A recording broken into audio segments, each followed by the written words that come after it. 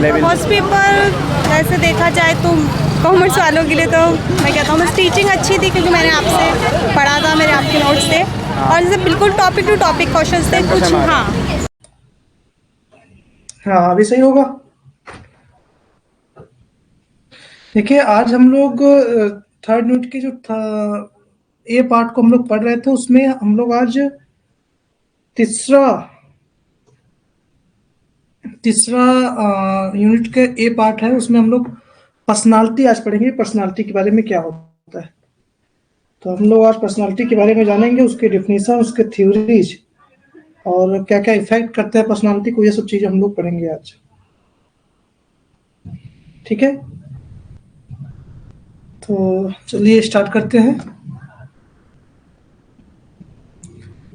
Personality क्या होता है, आप सब इसको इस वर्ड का आप लोग गुड इवनिंग, आप सभी को शुभ संध्या, गुड इवनिंग। पर्सनालिटी क्या होता है ये आप सभी को इसके बारे में पता होगा, क्योंकि ये जो शब्द है ये आप लोग के द्वारा कई बार बहुत अमूमन रूप से यूज होता रहता है कि उनकी पर्सनालिटी ऐसी है, वो इस तरीके के हैं, इस टाइप से पर्सनालिटी उनकी दिखती रहती है। मतलब लोग यूज करते हैं, इस वर्ड का यूज करते रहते हैं कि देखिए इनकी पर्सनालिटी कितनी अच्छी है, इनकी पर्सनालिटी अच्छी नहीं है। मतलब इस वर्ड का लोग बड़े अमूमन रूप से यूज करते हैं।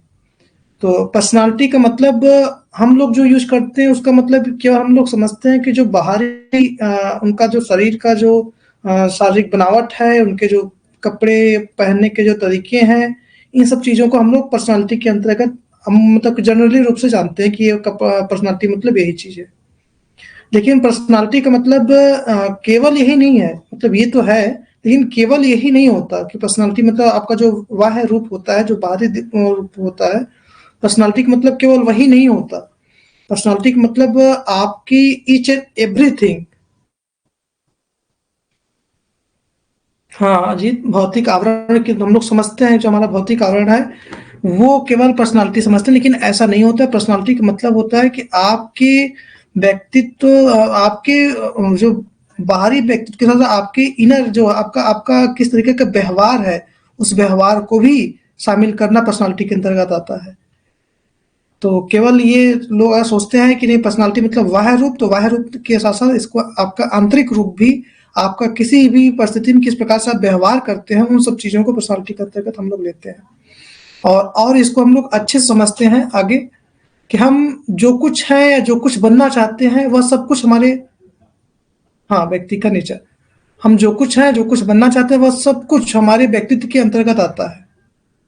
जो हमारी पर्सनालिटी है उसके जो हमारी जो भी इच्छाएं होती हैं, मतलब हम जो हैं या जो बनना चाहते हैं, वो सब चीज़ें जो हमारी इच्छाएं होती हैं। कहते हैं कि लोग जब यूपीएससी की तैयारी करते हैं तो उसमें कहते हैं कि आप आईएएस बन के जिए, मतलब उसको अपने अंदर अगर जो चीज़ की तैयारी करें उसके अंतर्गत उसको अपने अंतर्गत उसको ढाल लीजिए, अपने आप को उस टाइप से समझिए, उस पर्सनालिटी में अपने आप को रखिए। तो यहाँ पे क्या कहते हैं कि ये आप यही बात है कि जो कुछ बनना चाहते हैं, जो आप सोचते हैं कि हम वो बन जाए, तो उससे जुड़ी हुई चीज़ें आपकी पर्सनालिटी के अंदर आपको आने लगती हैं। तो हम जो कुछ भी हैं, जो कुछ बनना चाहते हैं, वो सब पर्सनालिटी का पार्ट होता है। मानव जीवन का प्रत्येक तत्व व्यक्तित्व में ही सम्मिलित होता है। व्यक्तित्व हमारे व्यवहार को प्रभावित करता है तथा यह हमारे व्यवहार का दर्पण होता है। व्यक्तित्व होता है जो, ये हमारे व्यवहार का दर्पण होता है। हम किस प्रकार से व्यवहार करते हैं, बिहेवियर करते हैं, ये हमारा व्यक्तित्व तय करता है। तो व्यक्तित्व आपका जो है अंदर की जो संरचना है आपकी, उसको भी शामिल करता है, आपके जो व्यवहार होते हैं उसको शामिल करता है। तो ये व्यक्तित्व आपका व्यवहार का दर्पण, उससे आपके व्यवहार से आपके व्यक्तित्व के बारे में जान सकते हैं कि आप किस तरीके का आपका व्यक्तित्व पर्सनालिटी है। और आगे जब हम लोग यहाँ इसमें तो है नहीं, अगर हम लोग पर्सनालिटी को उसके लिए कि किस प्रकार से पर्सनालिटी हम जानेंगे कौन किस प्रकार की पर्सनालिटी रखने वाला है, तो उसके लिए भी आप ये व्यवहार से ही हम किसी के पर्सनालिटी के बारे में भी हम लोग अनुमान लगाते हैं, पता करते हैं कि मेजरमेंट आप जो पर्सनालिटी है, पर्सनालिटी की मेजरमेंट किस प्रकार से करते हैं। तो ये हमारे इसका पार्ट नहीं है, लेकिन मेजरमेंट जो भी है हम व्यवहार से ही करते हैं। उसके बहुत से टेक्निक्स होते हैं कि किस प्रकार से हम आपका पर्सनालिटी का मेजरमेंट करते हैं। तो यहाँ पे क्या आगे कही जा रही है बात कि व्यक्तित्व जो होता है व्यक्ति का शारीरिक, फिजिकल की बात है, बौद्धिक आपका जो इंटेलेक्चुअल है वो भावनात्मक, इमोशनल, सामाजिक, चरित्रात्मक, ये सारी विशेषताओं का समूह है जो उसके व्यवहार, अनुभव, आदतों, दृष्टिकोण, विश्वासों, रुचियों तथा भावनाओं आदि विशेषताओं द्वारा प्रकट होता है। ठीक है, तो जो व्यक्तित्व है वो आपका शारीरिक, बौद्धिक, भावनात्मक, मतलब आपका जो शारीरिक स्वरूप है वो भी, आपका इंटेलेक्चुअल जो आपका माइंड है उसको भी लिया जाता है, आपके भावनात्मक इमोशंस आपके काउंट होते हैं पर्सनालिटी में, आपका जो आपका सोशल कैरेक्टरिस्टिक्स है या आपका जो करेक्टर जो है वो भी सब कुछ आपका पर्सनालिटी के अंतर्गत लिया जाता है। जो उसके व्यवहारों, अनुभवों, आदतों, दृष्टिकोणों, विश्वासों, रुचियों तथा भावनाओं आदि विशेषताओं द्वारा प्रकट होता है। मतलब यहाँ पे हम लोग ये भी देखिए, आप लोग देख लीजिए कि पर्सनालिटी को किस प्रकार से मेजरमेंट करते हैं। तो पर्सनालिटी को मेजरमेंट हम किसी भी व्यक्ति की किस प्रकार की परिस्थिति में किस प्रकार का व्यवहार करता है, उस व्यवहार से हम उसके अनुभव से वो हम कुछ ऐसे प्रश्नों के माध्यम से हम उसके अनुभव को जानने का प्रयास करके उसके अनुभव से हम व्यक्तित्व की पर्सनालिटी के बारे में जान सकते हैं, उसकी आदतों से हम लोग जान सकते हैं, उसका पर्सपेक्टिव दृष्टिकोण क्या होता है, उसके बिलीव्स किस प्रकार के, उसके इंटरेस्ट किस प्रकार के, उसकी भावनाएं, इमोशंस किस प्रकार के हैं। तो ये सब पर्सनालिटी को जानने, इसके द्वारा किसी की पर्सनालिटी जानी जा सकती है। और जो भी विभिन्न प्रकार की जो आगे पर्सनालिटी प्रोजेक्टिव और नॉन प्रोजेक्टिव जो भी मैटर होगा, तो वो सब मेथड जो है प्रोजेक्टिव या नॉन प्रोजेक्टिव, वो सब मेथड जो है इन्हीं सब चीजों का अध्ययन करता है पर्सनालिटी, किसी भी पर्सनालिटी के बारे में जानने के लिए। समझ में आया सबको बात कि जो व्यक्ति का शारीरिक, उसका जो शरीर रूप से जो फिजिकल जो उसकी संरचना है वो, उसके इंटेलेक्चुअल जो उसका बौद्धिक है वो, भावनात्मक, इमोशनल, सोशल एंड करेक्टर, ये सारी चीजें उसकी पर्सनालिटी के अंतर्गत ली जाती हैं, जो उसके इन व्यवहार, अनुभव और इन सब के द्वारा उसको प्रकट की होती है कि किस प्रकार का व्यवहार करता है। तो पर्सनालिटी ये होता है। और अगर हम लोग आगे बढ़ें तो देखते हैं कि पर्सनालिटी जो है, इसका शब्द जो है वो जो पर्सनालिटी जो लैटिन शब्द है, इसका जो उत्पत्ति है पर्सोना से हुआ है। और पर्सोना क्या अर्थ होता है? मुखौटा, नकाब, मुखौटा है, मुखौटा होता है जिसका, जैसे कि पहले के लोग जब कोई ड्रामा या नाटक करते थे तो उसमें क्या होता था, किसी भी विषय, मतलब कि जिसका भी वो रोल करते थे उससे संबंधित वो मुखौटा लगा लेते थे, जैसे शेर, भालू, ये सब चीजों को संबंधित मुखौटा लगा लेते थे, अपने आप को उस तरीके से बना लेते थे। तो दिखाना मतलब कि किस प्रकार से आप व्यवहार कर रहे हैं, किस प्रकार से दिखा रहे हैं, मुखौटा मतलब कि आपका जो चेहरा है वो किस प्रकार का आप रख रहे हैं अपने समाज में, तो चेहरा जो है आपका पर्सनालिटी कहलाता है। ठीक है, तो मैंने इससे ये बात आपसे पहले भी की कि आपकी वेशभूषा, कपड़े पहनने का तरीका, बाल बनाने का तरीका, ये सब जो चीजें हैं बाहरी विशेषताएं से पहले पर्सनालिटी का मतलब विशिष्ट किया था, किस प्रकार से व्यक्ति दिखता है, लेकिन ये संकुचित अर्थ है। और इसका जो है आंतरिक पक्ष भी, व्यवहार, आंतरिक पक्ष में व्यवहार जो है व्यक्तित्व में बड़ा महत्वपूर्ण रोल निभाता है कि किस प्रकार का इंसान है, उसका मन किस प्रकार का है, व्यक्ति किस प्रकार का है, तो ये पर्सनालिटी के अंतर्गत लिया जाता है। अब पर्सनालिटी क्या है इसके बारे में आप लोग बड़े अच्छे से समझ पाए होंगे। अगर कहीं पे किसी को डाउट है तो वो पूछे। आगे कुछ परिभाषाएं हैं, बड़ी इंपॉर्टेंट परिभाषाएं हैं, इसके माध्यम से आप लोग, अगर किसी को कुछ डाउट है तो भी परिभाषाओं के माध्यम से भी क्लियर हो सकता है। देखिए, आलपोर्ट की परिभाषा जो है वो काफी इफेक्टिव, काफी हद तक क्लियर मानी जाती है कि जो आपकी एकदम एग्जैक्ट बता देगी पर्सनालिटी क्या है, क्योंकि बहुत लोगों ने पर्सनालिटी को केवल बाहरी व्यक्तित्व के अंतर्गत लिया, बहुत लोगों ने केवल इंटरनल व्यक्तित्व को लिया, लेकिन जो आलपोर्ट ने थे उन्होंने 50 लोगों का डिफिनेशन पढ़ा, परिभाषाओं का विश्लेषण किया, उसका वर्गीकरण किया, उसको डिस्क्राइब करके अच्छे से निष्कर्ष निकाल के उन्होंने अपना डिफिनेशन दिया 50 परिभाषाओं का। तो 50 परिभाषाओं में उन्होंने लिखा कि 1937 में वो भी कि जो व्यक्तित्व है व्यक्ति के अंदर, देखिए इस जो परिभाषाएं होती हैं बड़ी फार्मूला एकदम सूत्र रूप में होती हैं, तो उस परिभाषाओं को समझिएगा। ये आलपोर्ट की परिभाषा बल्कि आप लोग रट लीजिए, याद कर लीजिए, कहीं भी कोई भी पूछे पर्सनालिटी क्या होता है तो आप लोग इस परिभाषा के माध्यम से उसको क्लियर करा सकते हैं। तो पर्सनालिटी जो है ये इसके बारे में मैंने बताया कि व्यक्तित्व व्यक्ति के अंदर उन मनोशारीरिक, देखिए एक वर्ड को पकड़िएगा, मन का भी और शरीर का भी गुणों का गत्यात्मक संगठन है। गत्यात्मक मतलब आपका डायनेमिक, मतलब हमेशा परिवर्तनशील होने वाला कुछ ऑर्गेनाइजेशन है। इसे यहाँ पे है ना, personality is dynamic organization within the individual of those psychophysical system and that determine his unique adjustment to his environment. मतलब ये आपका जो है मन और शरीर दोनों का एक डायनेमिक ऑर्गेनाइजेशन, मतलब परिवर्तनशील चीजें हैं कि जो मन और शरीर में के सदस्य के शरीर भी आपके शारीरिक रूप से पर्सनालिटी जो है वो हमेशा चेंज होती रहती है, आपका जो मन है वो चेंज होता रहता है। तो उनका एक ऑर्गेनाइजेशन है, संगठन है, गत्यात्मक है, डायनेमिक है, जो किस प्रकार से संबंध, किस प्रकार का वो काम करता है, जो आपका जो इन्वायरमेंट है जहाँ पे आप रहते हैं उस इन्वायरमेंट के साथ एक एडजस्टमेंट स्थापित करता है, एक अनूठा समायोजन स्थापित करते हैं।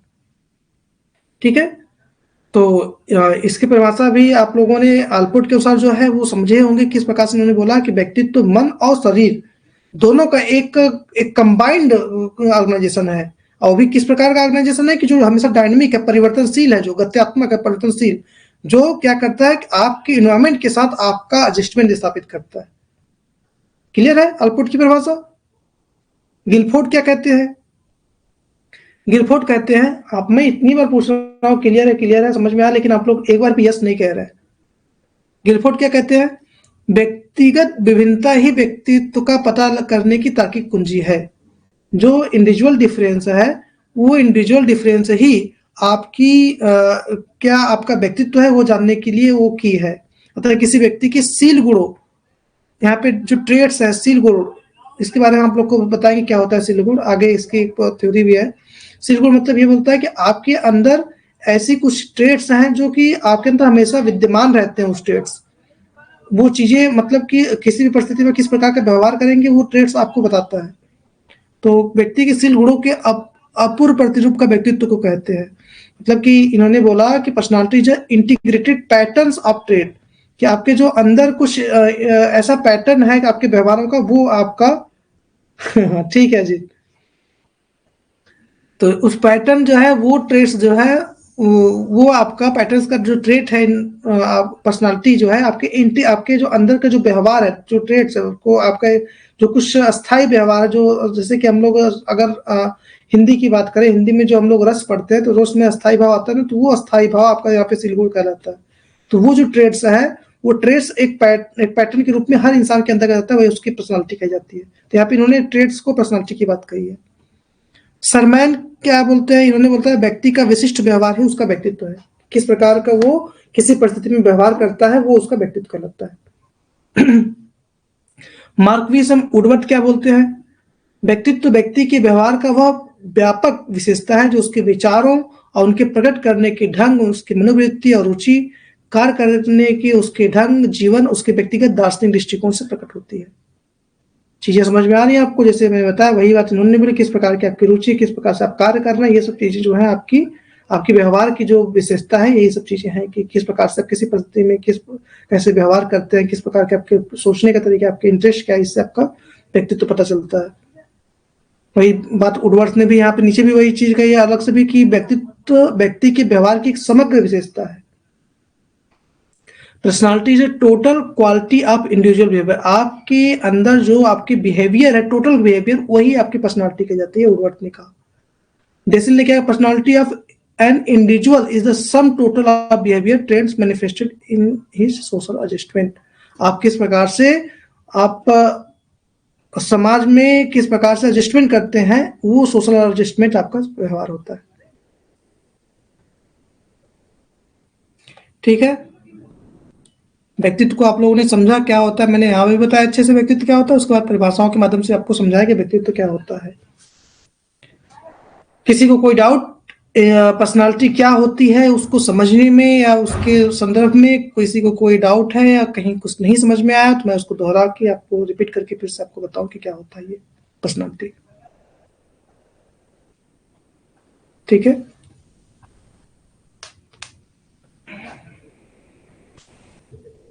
एनी डाउट, यस और नो? ओके, चलिए टाइप्स ऑफ पर्सनालिटी हम लोग देखते हैं, किस प्रकार के टाइप्स होते हैं पर्सनालिटी के, कैसे कैसे लोग होते हैं कैसे कैसे लोग होते हैं, तो वो देखते हैं हम लोग types of personality. Types of personality में क्वेश्चन आता है कि आपका क्रेचमर ये पूछते हैं किसने ऐसा बताया कि लंब का है, सुडौल का है, गोल का है, जैसे कि है ना एथेनिक्स, एथलेटिक्स और पैकेनिक्स। तो ये सब जो चीजें हैं ये आपका इन्होंने बताया कि किस प्रकार से क्रिस्मर ने इसका वर्णन किया था। इन्होंने बोला 1925 में इसका 3 प्रकार बताए थे। तो तीनों प्रकार में एक है लंबकाय एथनिक्स। इसमें क्या बोला कि लंबकाय व्यक्ति को कृशकाय भी कहा जाता है। ऐसे व्यक्ति लंबे दुबले पतले शरीर वाले होते हैं। ये दूसरों से घनिष्ठ संबंध बनाने से बचते हैं तथा अपने क्रोध को सीधे व्यक्त नहीं कर पाते हैं। ऐसे व्यक्ति आत्मकेंद्रित होते हैं, संकोची होते हैं, बौद्धिक होते हैं, स्व आलोचक होते हैं, अंतर्मुखी प्रकृति के होते हैं। जो लंबकाय होते हैं व्यक्ति, ये शरीर में दुबले पतले लंबे होते हैं। इनकी देखिए एक वह संरचना इन्होंने बताया, उसके बाद इनके व्यवहार को भी इन्होंने बताया किस प्रकार के व्यवहार के ये होते हैं। तो ये शरीर में ये लंबे दुबले पतले शरीर वाले होते हैं। उसके बाद क्या है कि ये किसी से घनिष्ठ संबंध बनाने से बचते हैं, बहुत ज्यादा क्लोज रिलेशन ये नहीं रखना चाहते हैं, और अपने गुस्से को, क्रोध को मतलब कि अभिव्यक्त नहीं कर पाते, उसको दिखा नहीं पाते। अगर गुस्सा आता है तो अंदर ही रख पाते हैं, और स्वयं में केंद्रित होते हैं, संकोची बहुत होते हैं, बौद्धिक, स्व आलोचक और अंतर्मुखी प्रकृति के होते हैं। ठीक है, इंट्रोवर्ट होते हैं। अब ये इंट्रोवर्ट क्या होता है आगे हम लोग इसको समझेंगे। सुडोल क्या है, एथलिक्स क्या है। सुडोल काय व्यक्तियों को पुष्ट काय भी कहते हैं। ये व्यक्ति हष्ट पुष्ट स्वस्थ शरीर वाले होते हैं, मतलब मोटे और ठीक ठाक शरीर वाले होते हैं। ये सामान्य व्यक्तित्व गुणों जैसे विनोद प्रियता, संयमता, कर्मशील, परिश्रमी, महत्वाकांक्षी और समर्पित आदि को रखने वाले होते हैं। आप लोग समझ पाएंगे, इसमें कोई समझने की विशेष आवश्यकता नहीं है। गोलकाय क्या है, बस आप लोग नाम याद रखिएगा कि ये जो है आपका क्रिचमर ने बोला था। 3 प्रकार के व्यक्तित्व बताए थे, एथनिक्स, एथलिक्स एंड एक्निक्स। तो लंबकाय, स्थूलकाय, गोलकाय। गोलकाय व्यक्तियों को स्थूलकाय भी कहते हैं। ये व्यक्ति नाटे और मोटे होते हैं, मतलब छोटे होंगे, मोटे होंगे, नाटे।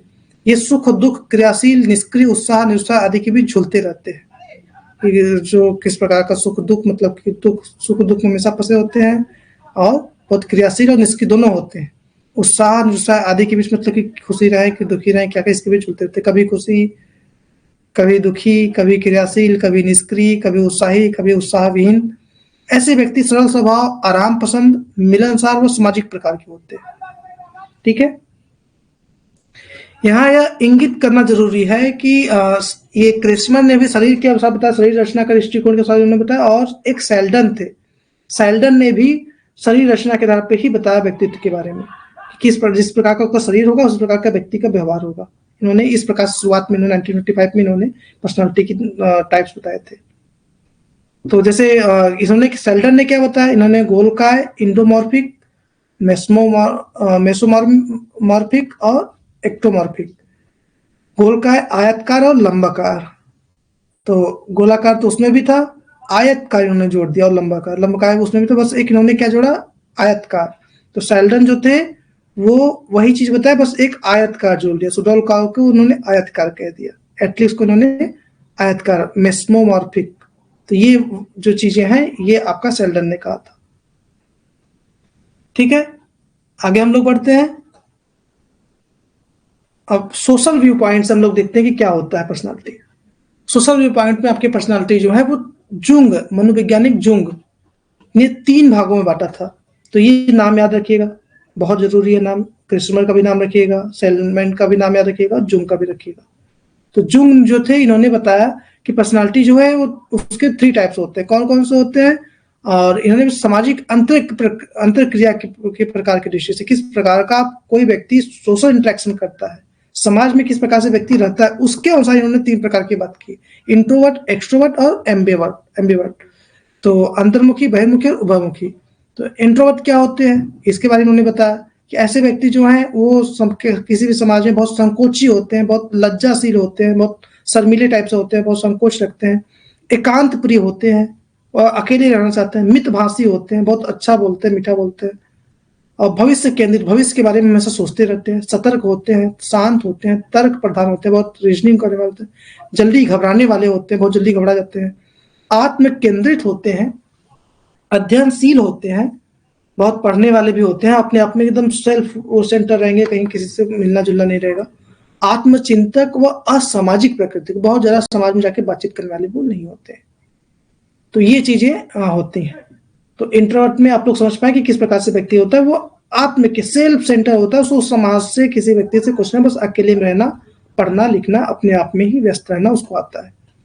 एक्सट्रोवर्ट में क्या है, ऐसे व्यक्ति व्यवहार कुशल होते हैं, बहुत अच्छे बातचीत बड़े अच्छे से कह देते हैं, व्यवहार कुशल होते हैं, चिंता मुक्त होते हैं, बहुत ज़्यादा स्ट्रेस नहीं लेते हैं, सामाजिक आशावादी, बहुत अच्छे आशावादी होते हैं, बहुत पॉजिटिवनेस उनके अंदर भरा रहता है, वाक्य पटुता होती है, बहुत अच्छे से बोल पाते हैं, व्यवहारिक होते हैं, अहमवादी, अच्छे वक्ता होते हैं, जैसे मैंने बताया नेतृत्व करने की उनके अंदर क्षमता होती है, लीडरशिप अच्छा निभा पाते हैं, लीडर अच्छा बन पाते हैं, बहुत आक्रामक होते हैं, बहुत साहसिक, बहुत डेयरिंग होते हैं। तो ये सब जो चीज़ है ये आपका एक्सट्रोवर्ट वाले होते हैं। ठीक है, तो आप लोग इंट्रोवर्ट है कि एक्सट्रोवर्ट है, अंतर्मुखी है बहिर्मुखी है? तो ये होता है अंतर्मुखी बहिर्मुखी। तो ये जब कंसेप्ट आया तो आपका लोगों ने ये ऐसे नहीं कि लोग एकदम एक्सट्रोवर्ट हो जाए एकदम इंट्रोवर्ट हो जाए। तो इस कंसेप्ट में ऐसा नहीं है कि व्यक्ति या तो पूरा इंट्रोवर्ट की ही उसके अंदर, इसका कॉमन भी बहुत लोग ऐसे होते हैं जिसमें बहुत सी चीज़ें जो इंट्रोवर्ट की चीज़ें दिखती हैं, बहुत सी एक्सट्रोवर्ट की चीज़ें मिली होती हैं। तो एक नया जो जोड़ा गया, बाद में जोड़ा गया, उसको हम लोग एम्बीवर्ट कहते हैं, जिसको उभयमुखी कहा जाता है। ये जो न पूरी तरीके से अंतर्मुखी होते हैं न पूरी तरीके से बहिर्मुखी होते हैं, ये दोनों के इसमें गुण पाए जाते हैं। तो ये आपका एम्बीवर्ट हो गया, उभयमुखी हो गया। तो 3 प्रकार का ये जुंग के अनुसार भी आपका व्यक्तित्व होता है। ठीक है, क्लियर है? आगे बढ़े हम लोग।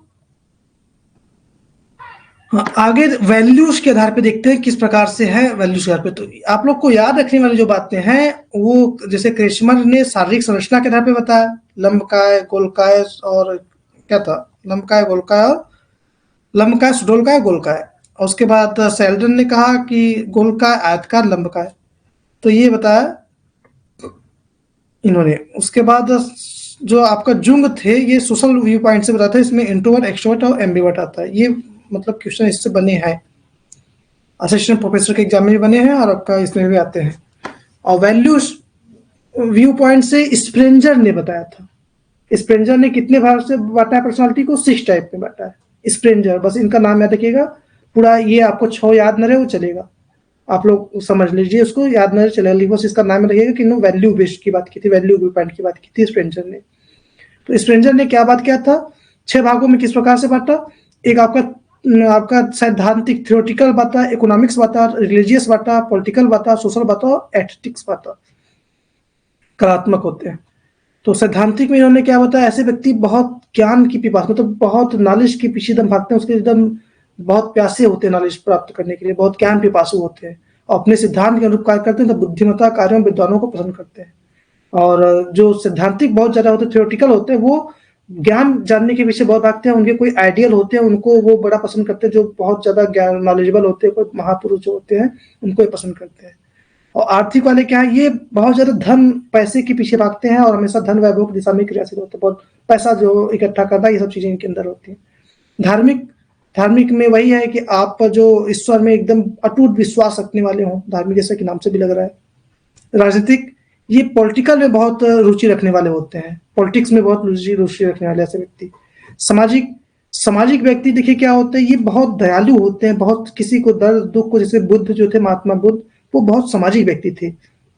किसी उसमें आपके अंदर काइंडनेस होगी, सहानुभूति, सिंपैथी होगी, त्यागी, परोपकारी, सहयोगी, ये सब चीजें होंगी आप। और आप दूसरों के लिए अपने हित को छोड़ देंगे, आप दूसरों को अच्छा करने के लिए, अपने आप को नुकसान पहुंचाने के लिए हमेशा तत्पर रहेंगे। तो ये जो होते हैं सोशल होते हैं। और कलात्मक क्या होते हैं? ये व्यक्ति सौंदर्य के पुजारी होते हैं। इसमें क्या होता है, जैसे कि आप अच्छा, आपके संगीत, काव्य, नृत्य, चित्रकला, बागवाटी से जाते, मतलब कि आप आर्टिस्ट होते हैं आप अच्छे से।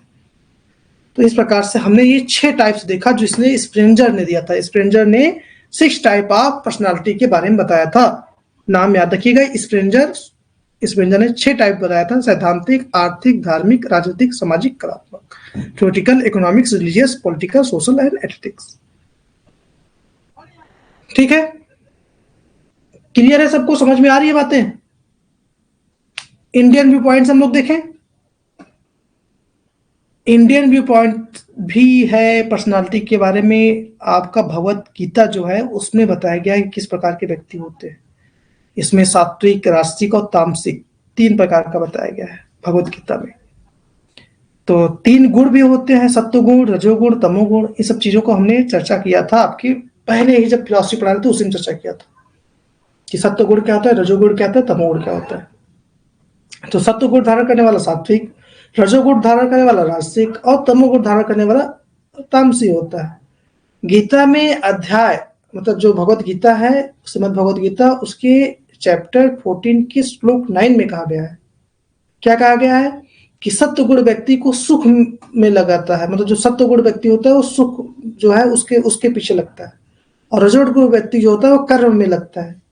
सुख मतलब वो सुख जो कि मतलब कि जो अस्थाई हो, जो परमात्मा को प्राप्त करने वाला सुख, उसमें लगा रहता है।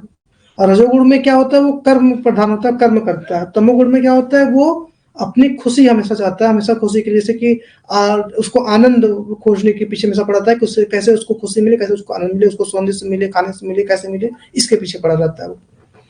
तीनों गुण के आधार पर व्यक्तियों के 3 प्रकारों में बांटा गया। एक सात्विक को सात्विकी हो गए, इसमें क्या होता है कि जिसमें सत्वगुण की प्रधानता होती है।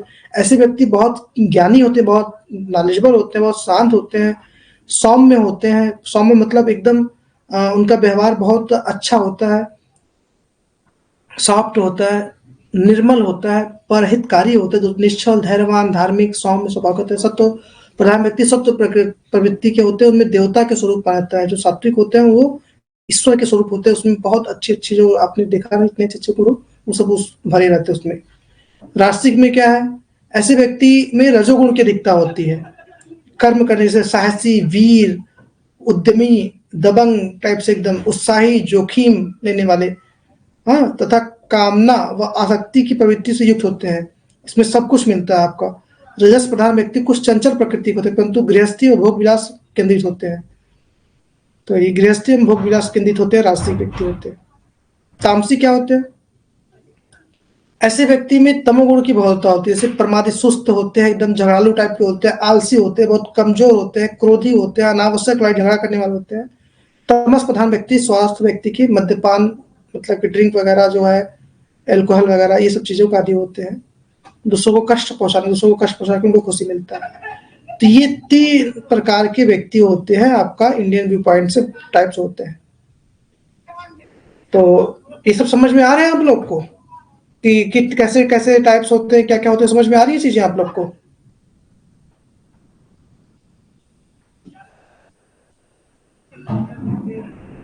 देखिए ये जो आपका इंडियन नो सर, नहीं समझ में आ रहा है। अच्छा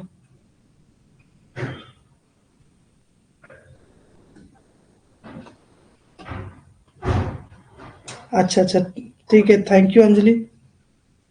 तो ये जो तीनों चीजें हैं, सात्विक की, राजसी और तामसी, ये तीनों चीजें जो हैं, ये ऐसा नहीं है कि किसी व्यक्ति में हो सकता है, किसी व्यक्ति में बहुत ऐसे बहुत विरला होते हैं, बहुत मतलब यूनिक होते हैं, जिसमें ऐसे उनके पूरे के पूरे सात्विक हो जाए, बहुत पूरे के पूरे राजसिक हो जाए, पूरे के पूरे तामसिक हो जाए, ये बहुत ऐसे होते हैं। लेकिन इनमें सबका मिला हुआ रूप होता है, बहुत मतलब सब हम लोगों में समान रूप से सारे गुण मिले होते हैं। हम लोग सात्विक भी होते हैं, राजसिक भी होते हैं, तामसिक भी होते हैं। तो हम लोग का मिला स्वरूप भी होता है, ऐसा नहीं कि सब ये पूरा का पूरा सात्विक ही हो जाए, सबका मिला हुआ स्वरूप भी होता है। तो ये इंडियन व्यू पॉइंट से था। इंडियन व्यू पॉइंट में आयुर्वेद के अनुसार भी कुछ टाइप्स बताए गए हैं, किस प्रकार से कौन कौन से आयुर्वेद के अनुसार। इसमें क्या है, वात प्रधान व्यक्ति, पित्त प्रधान व्यक्ति और कफ प्रधान व्यक्ति, 3 टाइप्स बताया गया है आयुर्वेद के अनुसार। इस प्रकार के व्यक्तियों में वात तत्व की प्रधानता होती है, जिसके कारण ये वात रोग से पीड़ित होते हैं। ऐसे व्यक्ति प्राय शारीरिक दृष्टि से मोटे होते हैं। तो ये वात पित्त कफ, ये आयुर्वेद की बात है। तो बस ये जान लीजिए कि इसमें भी 3 प्रकार की बातें की गई हैं। पित्त तत्व की प्रधानता है, पित्त जनित रोग से पीड़ित रहते हैं। ऐसे व्यक्ति प्राय दुबले पतले क्रूर स्वभाव होते हैं। कफ वाले क्या होते हैं, इस व्यक्ति कफ तत्व की प्रधानता, ये कफ जनित रोगों से पीड़ित होते हैं। व्यक्ति दुबले पतले, खांसी आदि से पीड़ित होते हैं। तो 3 प्रकार के व्यक्ति तो आयुर्वेद में भी बताया गया है। तो हम लोगों ने टाइप्स ऑफ देखा जो कि इंपॉर्टेंट था। हम लोग ने देखा कि आपका जो है शरीर रचना के दृष्टिकोण से कॉन्स्टिट्यूशनल व्यू पॉइंट, जो शरीर रचना, उसमें क्रिस्टमर को हमने देखा और सेल्डन को देखा। तो इसके अनुसार देखा इन्होंने शरीर की रचना के बारे में इन्होंने बताया। सोशल व्यू पॉइंट्स इन्होंने बताया कि किस प्रकार से इंट्रोवर्ट, एक्सट्रोवर्ट, एम्बिवर्ट है। जुंग ने बताया, इसको नाम याद रखिएगा। उसके बाद वैल्यू व्यू पॉइंट से इन्होंने स्प्रेंजर, नाम याद रखिएगा, इनका नाम अक्सर भूल जाता है। स्प्रेंजर जो है इन्होंने 6 भागों में बांटा, जो कि मैंने आपको बताया। उसके बाद इंडियन व्यू पॉइंट से है आपका सात्विकी, राजसिक, तामसिक, और आयुर्वेद में भी वात प्रधान, पित्त प्रधान, कफ प्रधान, ये चीजें कही गई। ठीक है, आगे हम लोग चलते हैं। फैक्टर अफेक्टिंग पर्सनालिटी, कौन कौन सी चीजें किसी व्यक्ति की पर्सनालिटी को इफेक्ट करती हैं, अफेक्ट करती हैं, ठीक है, कौन कौन सी चीजें अफेक्ट करती हैं। तो ये मुख्यतः दो चीजों को लिया गया है कि दो चीजें हैं वो अफेक्ट करती हैं। जैसे पहला जैविकीय कारण और दूसरा वातावरणीय कारक। जैविकीय कारण है और वातावरणीय कारण, ये दो चीजें हैं। जैविकीय कारण मैंने आपका जो जेनेटिक है वो चीजें कि आपका जीन में क्या है वो भी आपकी पर्सनालिटी बनाती है, और वातावरण आपका एनवायरनमेंट किस प्रकार का है वो आपका व्यक्तित्व को डिफाइन करके, जो आप जिस समाज में रहते हैं आपका जैसा एनवायरनमेंट बनता है वैसे आपका व्यक्तित्व बनता है, पर्सनालिटी बनती है। तो ये फैक्टर अफेक्ट किस प्रकार से पर्सनालिटी को कौन कौन चीजें अफेक्ट करती है, कौन कौन चीजें शेप करती है पर्सनालिटी को, ये आपका इससे पता चलता है। इन दोनों प्रकार के कारकों की परस्पर अंतःक्रिया के फलस्वरूप प्रत्येक व्यक्ति के विश्वास व्यक्तित्व का विकास होता है, इसलिए इन्हें व्यक्तित्व के निर्माण भी कहता है। और इन्हीं चीजों से किसी का व्यक्तित्व भी बनता है, ये अफेक्ट भी करती है और ये व्यक्तित्व को बनाती भी है। आगे हम लोग देखते हैं कि बायोलॉजिकल फैक्टर क्या होते हैं, किस प्रकार से किसी व्यक्ति में बायोलॉजिकल फैक्टर जो है उसके व्यक्तित्व को बनाते हैं। ठीक है, बहुत हैवी तो नहीं हो रहा, बहुत ज्यादा तो नहीं हो रहा है, थोड़ी देर रुक ले हम लोग। कोई कुछ पूछना है, कुछ बात करना तो आप लोग बात कर सकते हैं।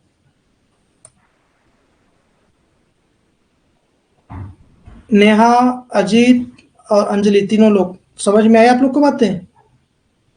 आज जानकी ज्वाइन की बीच में छोड़ दें।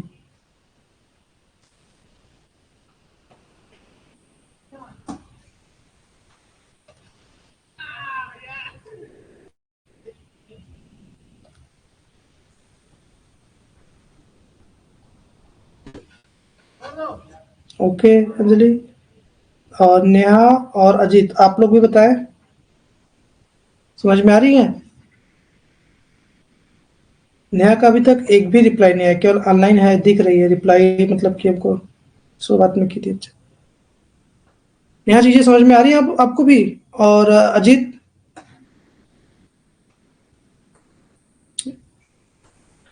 चलिए आगे हम लोग बढ़ते हैं, आप लोग बीच में बताते रहिए कि कहीं पे कोई डाउट होगा तो। जो बायोलॉजिकल फैक्टर है वो किस प्रकार से इफेक्ट करता है किसी की पर्सनालिटी को बनाने के लिए, उसमें क्या है कि जो व्यक्ति है वो माना जाता है कि मन और शरीर की एक रचना से संसार में जन्म लेता है, उसका मन और शरीर से ही कोई व्यक्ति बनता है। जन्म के समय उसके अंदर बहुत सी शारीरिक विशेषताएं जो होती हैं किस प्रकार की वो होगा, वो उसके अंदर एक बीज के रूप में होता है, एक सीड्स के रूप बीज के रूप में उसके अंदर होता है, जो कालांतर में उसके व्यक्तित्व को एक महत्वपूर्ण पक्ष बनाती है। ठीक है, जो जैसे बोलते हैं एक बीज छुपा होता है, जो बच्चे जब जन्म लेते हैं शारीरिक विशेषताओं के रूप में, उसी से वो आगे किस प्रकार का व्यक्तित्व को वो बनाता है। इन शारीरिक गुणों की वजह से व्यक्ति जन्म से लेकर मृत्यु पर्यंत अन्य लोगों से कुछ न कुछ भिन्न अवश्य रहता है। जो इंडिविजुअल डिफरेंट की बात कही जा रही है तो वो उसका बायोलॉजिकल फैक्टर से वो इंडिविजुअल डिफरेंट होता है। इंडिविजुअल डिफरेंट आपका बायोलॉजिकल फैक्टर बड़ा रोल निभाता है इंडिविजुअल डिफरेंट में। व्यक्ति का रंग रूप किस प्रकार का होगा, उसके स्किन मतलब टोन क्या, कद काठी, उसके भार, स्वास्थ्य, ये सब जो चीजें हैं ये आपका वंशानुक्रम हेरिडिटी किस प्रकार का आपका जीन है उस पर डिपेंड करता है कि आपका किस प्रकार का कद काठी होगा, भार होगा, स्वास्थ्य होगा, रंग रूप होगा। तो शुरुआत में जो लोग बहुत लोग, ये तो बाद में एनवायरनमेंट के इफेक्ट की लोगों ने बात की, शुरुआत में लोग मानते थे कि जो आपकी पर्सनालिटी है वो आपके जीन से ही आपको मिलती है, बायोलॉजिकल फैक्टर ही आपकी पर्सनालिटी में काम करता है। बाद में लोगों ने देखा कि नहीं, बायोलॉजिकल फैक्टर तो काम करता ही है लेकिन इन्वायरमेंटल फैक्टर बहुत अहम रोल निभाता है। आगे उसको देखेंगे किस प्रकार से निभाता है। तो यहाँ पे बायोलॉजिकल फैक्टर की बात की कि जो किस प्रकार का उसका रंग रूप होगा, कद काठी होगी, भार, स्वास्थ्य में, ये सब चीजें उसके आपके जीन वंशानुक्रम आपके जो हेरिडिटी उस पर निर्भर होता है। इससे भी अधिक महत्वपूर्ण बात व्यक्ति के शारीरिक या जैविकी गुणों के द्वारा उसके व्यक्तित्व के विभिन्न पक्षों का विकास पर प्रभाव पड़ता है। जो उसका जैविकी गुण होगा, जो जैसे मैंने बताया जीन्स होगा जिस प्रकार का, उस हिसाब से उसका व्यक्तित्व का विकास होगा उसके विभिन्न पक्षों पे। आगे नर्वस सिस्टम की बात की जा रही है कि व्यक्ति का जो नर्वस सिस्टम है और इंडोक्राइन ग्लैंड्स जो है, इंडोक्राइन ग्लैंड्स अंतःस्रावी ग्रंथियां, तो स्नायु मंडल और अंतःस्रावी ग्रंथियां, ये दो चीजें जो हैं किसी व्यक्ति के विकास में बड़ी महत्वपूर्ण भूमिका निभाती है। इसको भी बायोलॉजिकल फैक्टर के अंतर्गत लिखा है रखा है, nervous system and endocrine glands, अंतःस्राविक ग्रंथियां। तो अंतःस्राविक ग्रंथियां से क्या होता है, ये आपका हार्मोन रिलीज करती हैं, हार्मोन छोड़ती हैं, हार्मोन्स। हार्मोन्स में कौन कौन से, जैसे thyroid, parathyroid, pituitary, thymus, adrenal, अरे ये सब आपके क्या होते हैं, ग्लैंड्स होते हैं। कौन कौन से, थायराइड ग्लैंड्स होते हैं, पैराथायराइड, पिट्यूटरी ग्लैंड्स होते हैं, थाइमस, एड्रिनल, ये सब आपके ग्लैंड्स होते हैं। जैसे लंबाई बढ़ाने के लिए आपके जो कौन से पिट्यूटरी ग्लैंड आपको काम करता है, किस प्रकार से आपका लंबाई होगा, क्या होगा, तो पिट्यूटरी ग्लैंड्स होगा। इस प्रकार से इसे बहुत सारे ग्लैंड्स होते हैं, ग्रंथियां होती हैं जो आपका हार्मोन्स रिलीज करती हैं, आपके शरीर को बनाने में बड़ा इंपॉर्टेंट रोल निभाती हैं हार्मोन्स। आप लोग जानते भी होंगे, सुने भी होंगे कि हार्मोन्स के आधार पे ही शरीर किस प्रकार का बनेगा, ये हार्मोन्स तय करता है। कोई बहुत मोटा हो जाता है तो उसका थायराइड बहुत ज्यादा काम करता है, कोई बहुत पतला भी हो जाए तो भी थायराइड ग्लैंड्स उसमें काम करता है। शरीर किस प्रकार से लंबा क्या होगा, पिट्यूटरी ग्लैंड्स उसमें काम करता है, उसका मस्तिष्क किस प्रकार, इस प्रकार से बहुत सारे आप बायोलॉजिकल में जाएंगे तो आप लोग को पता चलेगा कि हार्मोन्स जो हैं वो काफी इफेक्ट करते हैं किसी व्यक्ति को बनाने में, उसके शारीरिक रचना बनाने में। एक आप लोग इस बात से सहमत है कि नहीं है कि हार्मोन्स का बहुत रोल होता है?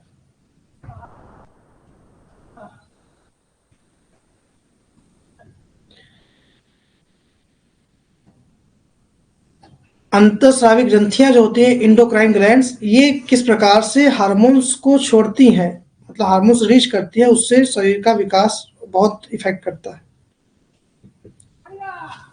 अगर हार्मोन्स कम होगा तो उसका इफेक्ट होगा, अधिक होगा तो उसका भी इफेक्ट होगा। तो ये सब चीजें हार्मोन से होती है। और उसके बाद जो आपका दूसरी चीज है नर्वस सिस्टम, तो नर्वस सिस्टम आपका भी बहुत इंपॉर्टेंट रोल होता है। ओके जी। नर्वस सिस्टम क्या होता है, व्यक्ति की मानसिक क्रियाओं का संचालन काफी हद तक, जो नर्वस सिस्टम है ये आपका मन की बात यहाँ पे की जाती है। इसमें क्या है कि आप जैसे कि हकलाना, तुतलाना, हिस्टीरिया, बहरापन, ये सब, अंधापन, ये सब जो चीजें हैं ये आपका नर्वस सिस्टम इसको तय करता है। तो नर्वस सिस्टम भी इंपॉर्टेंट रोल निभाता है। ठीक है, इसके अलावा आपका लिंग भेद, बुद्धि, मूल प्रवृत्तियां, किस कौन से आप जेंडर से हैं, पुरुष है कि महिला, वो भी आपका इफेक्ट करता है आपके पर्सनालिटी को। आपकी जो मूल प्रवृत्तियां हैं उसमें बहुत मैकडोगल नाम था, उन्होंने 14 मूल प्रवृत्तियों के बारे में, 13-14 ऐसा कुछ बताया था। तो मूल प्रवृत्तियां, विशिष्ट योग्यताएं, ये सब चीजें जो है आपका व्यक्तित्व पर प्रभाव डालते हैं। मैकडोगल करके थे, इन्होंने मूल प्रवृत्तियों के बारे में बड़े अच्छे से बताए थे। देख लीजिएगा कि 14 है, 13 समथिंग ऐसा ही कुछ बताया था इन्होंने। एनवायरमेंटल फैक्टर, अब देखिए वो एनवायरमेंटल फैक्टर जो है ये भी बड़ा इंपॉर्टेंट रोल निभाता है आपका किसी भी व्यक्तित्व को बनाने में। ठीक है, समझ में आया आप सबको ये किस प्रकार से आपका बायोलॉजिकल फैक्टर काम कर रहा है पर्सनालिटी बनाने में?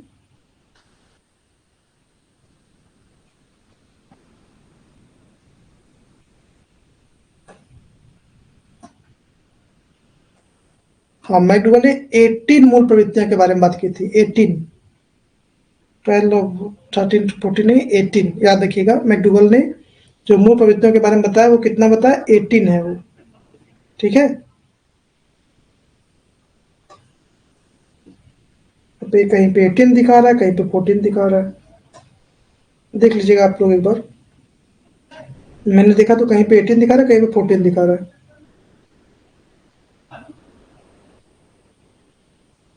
फोर्टीन ही कई जगह दिखा रहा है, तो इसका मतलब 14 ही शायद होगा। एक बार आप लोग चेक कर लीजिएगा ना कि ये मैकडोगल वाला कितना है। हालांकि ये मतलब इसमें नहीं था इसलिए हमने इस पर ज़्यादा फोकस नहीं किया, हालांकि सामने आया तो मैंने इसको बोल दिया। कई जगह 14 और 18 में कंफ्यूजन है, तो आप लोग देख लीजिएगा। अगर क्वेश्चन इस प्रकार से आते हैं तो यहाँ पे भी बनता है।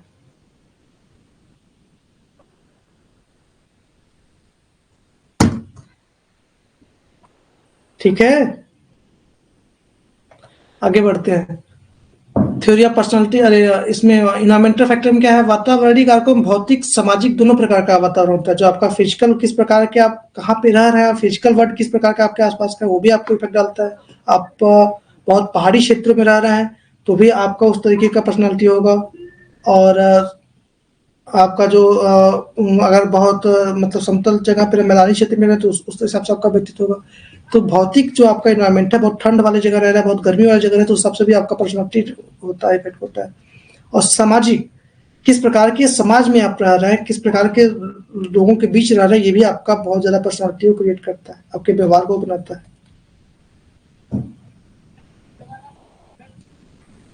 ठीक है। तो भौतिक वातावरण में भौगोलिक परिवेश, जलवायु, उपलब्ध भौतिक साधन व परिस्थितियां, ये सब चीजें आती हैं, जैसे मैंने आपको बताया। इन सबका व्यक्तित्व के विकास पर अत्यंत सार्थक और दूरगामी प्रभाव पड़ता है। विभिन्न भौगोलिक क्षेत्रों में रहने वाले व्यक्तियों के संसाधन से युक्त व्यक्तियों के व्यक्तित्व में पर्याप्त अंतर्दृष्टिकोण दिखता है, कि मतलब कि अगर बहुत से लोग जो हैं, जैसे कि राजस्थान के कई इलाकों में पानी की बहुत समस्या है, वैसे वहाँ पे रहने वाले लोग, और ऐसे जगह पे जहाँ पे बहुत ज़्यादा चिरापुंजी का ये सब जगह में बहुत ज़्यादा बारिश, वहाँ पे रहने वाले, इन दोनों के व्यक्तित्व में भी बहुत अंतर दिखता है। सामाजिक वातावरण से तात्पर्य व्यक्ति को उपलब्ध सामाजिक अंतरक्रिया की गुणवत्ता और संभावना से है। जो सामाजिक वातावरण है, किस प्रकार से आप सोशल इंटरेक्शन कर रहे हैं, उससे होगा। तो ये सब चीजें हैं। ऐसे आप लोग किस स्टेट से हैं, कहाँ से हैं? अंजलि आप राजस्थान से हैं, और अजीत आप कहाँ से हैं? अंजलि चली गई, अच्छा।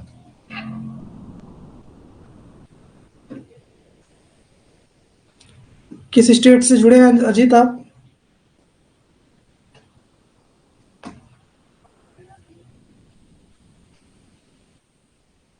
अच्छा, आप यूपी से। यूपी में किस डिस्ट्रिक्ट से हैं?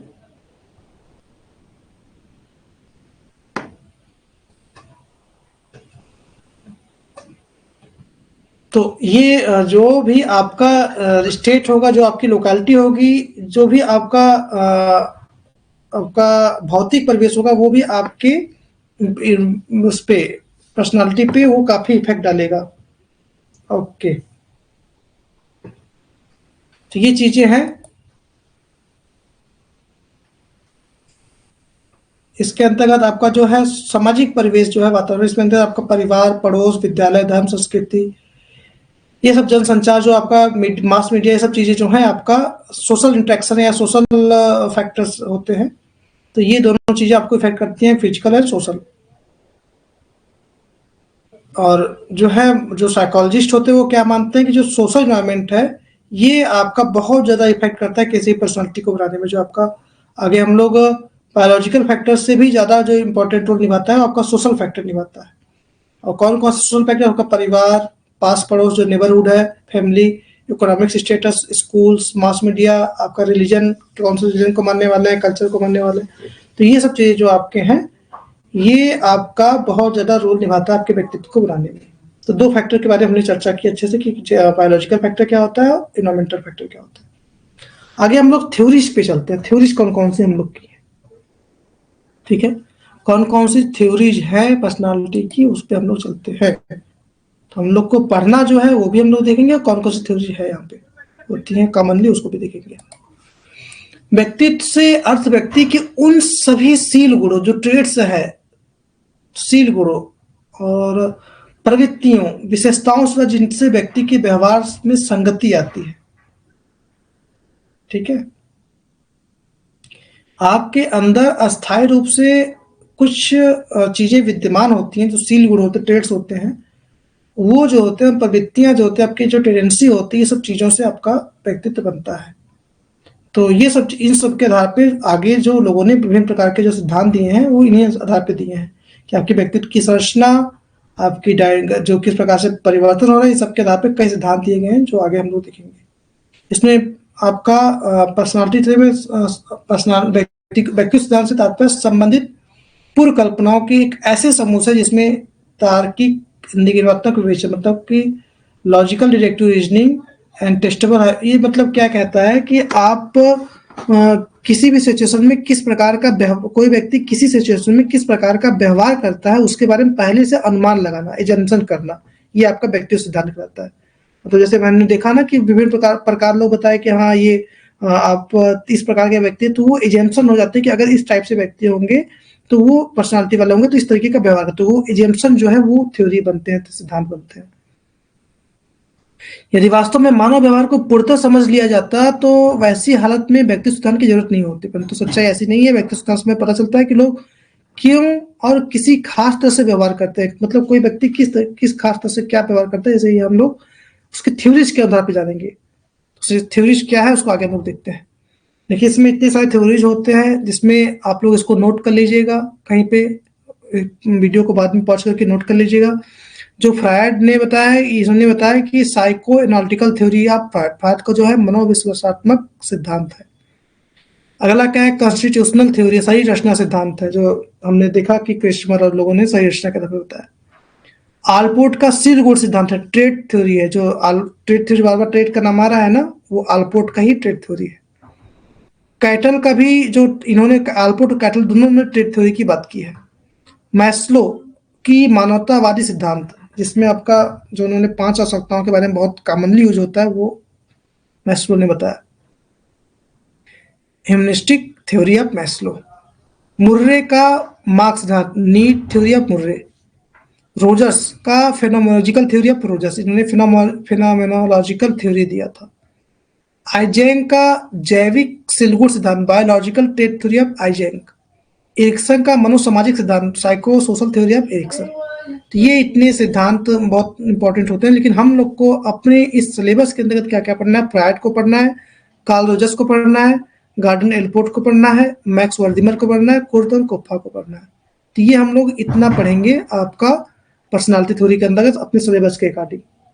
तो आज हम लोग के जो समय है उस हिसाब से हम सोच रहे हैं कि फ्रायड की थ्योरी हम लोग आज पढ़ के खत्म, मतलब इसको खत्म कर ले, फ्रायड थ्योरी। देखिए अगर हो जाए तो अच्छी बात है, तो अगर टाइम का अभाव होगा तो हम लोग इसको आगे कंप्लीट करेंगे। अभी हम लोग के पास थोड़ा टाइम है बच्चा। देखिए psycho analytical theory of Freud क्या है। तो सबसे पुरानी थ्योरी जो व्यक्तित्व के बारे में जिन्होंने सोचा, जिन्होंने बताया कि किस प्रकार का इंसान का व्यक्तित्व होता है, वो सबसे पुरानी थ्योरी किसकी थी, आपका सिगमंड फ्रायड। तो सबसे पुरानी थ्योरी की अगर बात आएगी तो सिगमंड फ्रायड ने सबसे पहले व्यक्तित्व के बारे में अपने सिद्धांत दे, किस प्रकार के व्यक्तित्व होते हैं, कैसे होते हैं। सिगमंड फ्रायड, नाम याद रखिएगा। ये 1856 से 1939 इनका जीवन काल है। तो व्यक्तित्व के प्रथम व्यापक सिद्धांत की रचना करने का श्रेय सिगमंड फ्रायड को दिया जाता है। फ्रायड ने व्यक्तित्व को स्पष्ट करने के लिए 20वीं शताब्दी के प्रारंभिक वर्षों में मनोविश्लेषणात्मक सिद्धांत का प्रतिपादन किया। फ्रायड की थ्योरी का नाम क्या है, फ्रायड की थ्योरी का नाम है साइको एनालिटिकल थ्योरी, मनोविश्लेषणात्मक सिद्धांत। नाम याद है आप लोग को, याद रखिएगा कि मनोविश्लेषणात्मक सिद्धांत जो है वो फ्रायड ने दिया था। और उसके बाद आगे बढ़ते हैं हम लोग। इसमें क्या है, आपका व्यक्तित्व के मनोविश्लेषणात्मक सिद्धांत के 2 मुख्य संप्रदाय इन्होंने बताया। इनकी जो बहुत सारी बातें हैं इनकी थ्योरी की, वो किन 2 चीजों पे केंद्रित है, वो आपका चेतन, अर्धचेतन और अचेतन, 3 चीजें, चेतन, अर्धचेतन और अचेतन। इंग्लिश में इसको कहेंगे, चेतन को हम लोग कहेंगे conscious mind, subconscious and unconscious. चेतन को कॉन्शियस और अर्धचेतन को सबकॉन्शियस और अचेतन को अनकॉन्शियस, इसको हम लोग इंग्लिश में कहेंगे। और इदम अहम पराहम, ईड ईगो सुपर ईगो, ये दोनों चीजें, इस पे इन्होंने पूरी अपनी थ्योरी इसको समझाई है आगे। तो फ्रायड की थ्योरी बड़ी अच्छी थ्योरी है, बहुत इंटरेस्टिंग थ्योरी है, बड़ी अच्छी इन्होंने शुरुआत में बनाया, बहुत अच्छा काम इन्होंने किया था। लेकिन कुछ चीजों की वजह से इनकी काफी आलोचना भी हुई थी कि इनका जो थ्योरी है वो मतलब बहुत सी सेक्सुअल डिजायर और सेक्सुअल चीजों पे ये फोकस होकर अपनी थ्योरी दिए थे।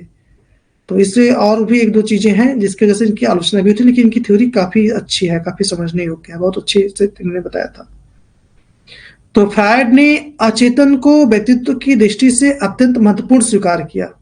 इन्होंने जो बताया ना, इन्होंने सबसे ज्यादा अगर किसी पे फोकस किया कि मनुष्य के मन को इन्होंने पहले 3 भाग में बांटा, कि मनुष्य का मन जो है वो 3 भाग में बटा हुआ है। कौन कौन सा 3 भाग में बटा हुआ है, जिसमें आपका चेतन, अर्धचेतन और अचेतन। लास्ट में हमने कुछ फिगर रेट किया, आप लोग उसको पहले देख लीजिए तो शायद आपको ये सब समझने में ज्यादा अच्छा होगा। तो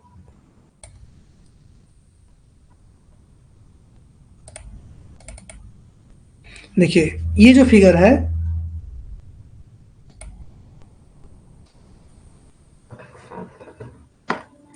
ये देखिए, ये पूरा मन की बात इन्होंने बताई है। इन्होंने मन के पूरा किस प्रकार से मन हम लोग का रहता है उसके बारे में उन्होंने बताया कि हम लोग के जो माइंड होते हैं वो 3 प्रकार के होते हैं, मतलब माइंड के जो 3 भाग में बटे होते हैं। जैसे मैंने बताया कि पहले कॉन्शियस होता है, फिर प्री कॉन्शियस, यहाँ पे प्री कॉन्शियस लिखा, कई जगह सब कॉन्शियस भी होता है। सब कॉन्शियस है अनकॉन्शियस, कॉन्शियस, प्री कॉन्शियस या सब कॉन्शियस या अनकॉन्शियस। ठीक है, ये 3 टाइप्स माइंड बटा है। इसमें देखिए आप मैक्सिमम जो है जो आपका ये अनकॉन्शियस जो है सबसे ज्यादा होता है। जो सबसे महत्वपूर्ण भाग होता है मन का वो अनकॉन्शियस होता है। ये क्या होता है कॉन्शियस अनकॉन्शियस, इसको हम लोग अभी समझेंगे अच्छे से क्या होता है। तो कॉन्शियस, प्री कॉन्शियस और अनकॉन्शियस। कॉन्शियस क्या होता है, जो हम लोग किसी भी मतलब कि जो हम लोग का प्रेजेंट माइंड होता है, जो हम लोग तुरंत किसी कार्य को करते हैं, वो कॉन्शियस की बात की जाती है। और प्री कॉन्शियस क्या होता है, मतलब जो हम लोग किसी चीज को रिकॉल करते हैं, सोचते हैं, तो वो प्री कॉन्शियस हो जाता है। और अनकॉन्शियस होता है, इसको हम लोग चाह के नहीं सोच पाते कि ये क्या है। ये एट द टाइम हमारे मन में एकदम दमित हुई इच्छाएं जो होती हैं, बहुत दबी हुई होती हैं, मतलब कहाँ से वो आ जाती हैं, उसका हम लोग को उस पर नियंत्रण नहीं होता अनकॉन्शियस माइंड का। तो जो जिसपे हमारा नियंत्रण होता है वो कॉन्शियस होता है। कॉन्शियस देख रहे हैं कितना ऊपर को जो दिखता है, देखिए जो ये पहाड़ दिख रहा है ना, तो जो हम लोग को जो इंसान का बाहरी जो दिमाग दिखता है, जो माइंड दिखता है, वो कॉन्शियस माइंड है। जो हम लोग को दिखता है लोगों को कहीं इतना बुद्धिमान है, लेकिन जो नहीं दिखता है वो काफी बड़ा है। ठीक है, तो ये कॉन्शियस और प्री कॉन्शियस और अनकॉन्शियस की बात हुई। और इसमें ईड, सुपर ईगो एंड ईगो ये भी है। तो ये क्या है भाई, आगे हम लोग उसको अच्छे समझेंगे। मैं फिगर के माध्यम से आपको बताया कि समझा दिया कि ये किस प्रकार से होते हैं। एक और फिगर है, ये भी आप लोग देख लीजिए कि इसमें जो अचेतन होता है, अनकॉन्शियस सबसे नीचे होता है, फिर बीच में आपका सबकॉन्शियस होता है, उसके बाद आपका कॉन्शियस होता है। तो ये सबसे ऊपर जो होता है, जो दिखता है आप लोग को, कॉन्शियस होता है, फिर आपका सबकॉन्शियस और अनकॉन्शियस होता है। और उसके बाद इदम, ईड, ईगो एंड सुपर ईगो में क्या है। ईड ईगो में आपका क्या है, इसमें आपका है कि जो सबसे बाहर मतलब सबसे ज्यादा होता है, बड़ा होता है, आपका ईद होता है। उसके बाद आपका ईगो होता है, फिर आपका जो सबसे सेंटर में होता है आपका सुपर ईगो होता है। इसके बारे में हम लोग अभी समझेंगे क्या होता है। ठीक है, तो यहाँ पे ये इन्होंने इनकी पूरी सभी इसी पे चीजें हैं। तो इन्होंने बताया कि आपका जो मन सबसे अधिक भाग जो होता है, जो सबसे व्यापक होता है, वो अनकॉन्शियस माइंड होता है। ठीक है, इन्होंने बताया, उसने कहा कि किसी व्यक्ति की मानसिक क्रिया उस व्यक्ति के चेतन में सजग होने के रूप में दिखाई देने से कहीं अधिक व्यापक एवं जटिल होती है। जो दिखती हैं हमको, जो हमें दिखाई देती है मानसिक क्रिया, वो उससे कहीं ज्यादा व्यापक होती हैं। जो हम उसके पीछे बहुत, जैसे मैंने दिखाया ना कितना बड़ा होता है मन का भाग, जो छुपा होता है, जो दिखता नहीं। अपने इस सिद्धांत में इन्होंने मानव मस्तिष्क की तुलना जल में डूबे हुए बर्फ की चट्टान से की है।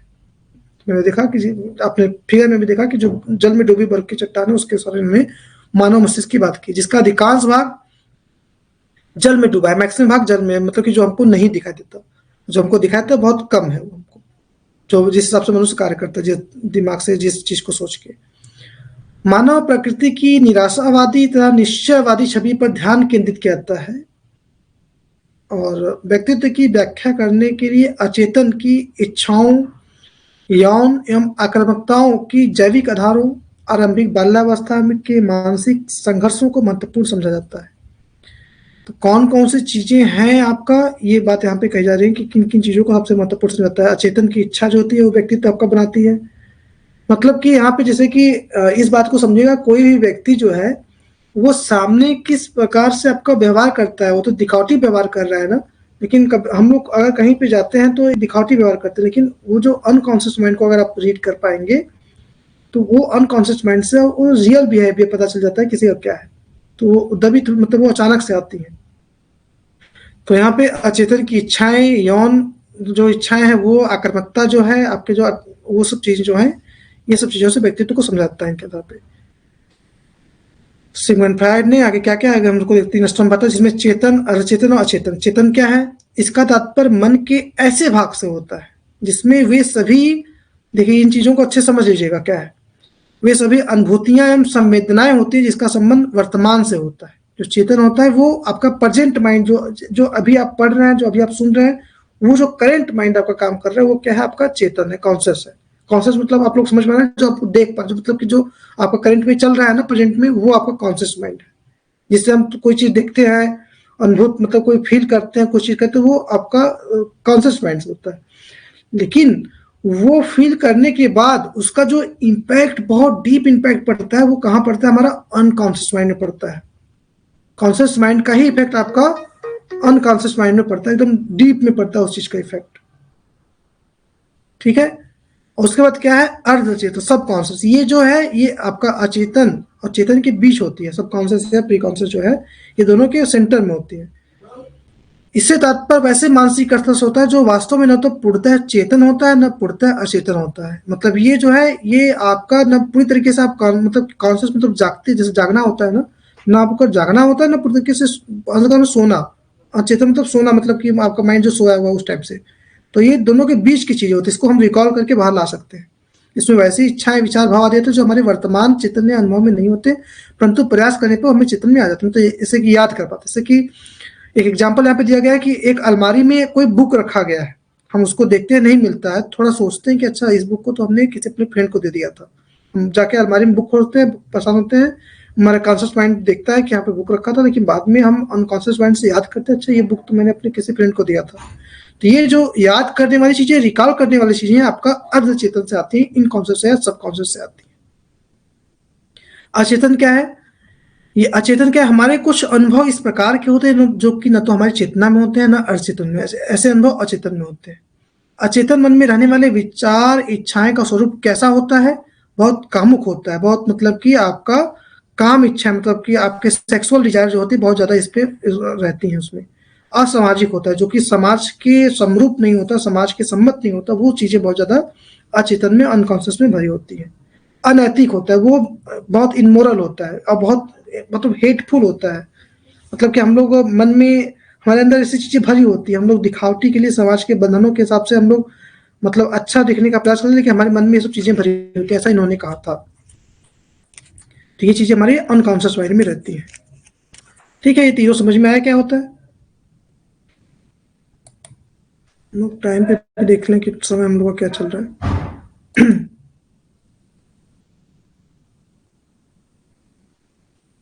चलिए, तो आगे हम लोग अब नेक्स्ट डे पे कंटिन्यू करते हैं। लगता है टाइम हो गया है, आप लोग जा भी रहे हैं, तो नेक्स्ट डे पे चलते हैं हम लोग।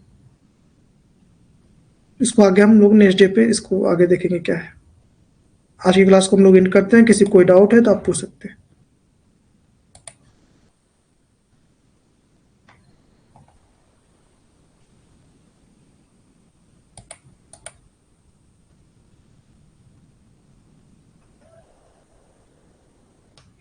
एनी डाउट अजीत, या क्लास को एंड किया जाए? Good night.